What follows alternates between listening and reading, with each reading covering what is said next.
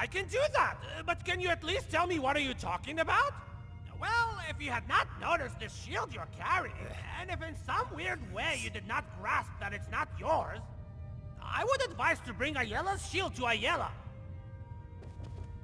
Do you think you could handle Vilkas in a real fight? Ah, a man of action. Here, let's have Farkas show you where you'll be resting your head. Farkas. Did you call me? Of course we did, Icebrain. Show this new blood where the rest of the whelps sleep. New blood? Oh, hello. I'm Farkas. Come, follow me.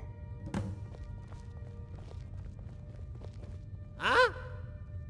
Skeever and Ayela. You like mean to the team one up, you said I but shouldn't they're talk good about? people. Or is it They the one with, challenge us to be our best. just follow Farkas. It's a simple task. I do it all the time. If you insist on advice about that, I guess I could say, don't walk too close or too far behind him. Maybe don't step on his feet.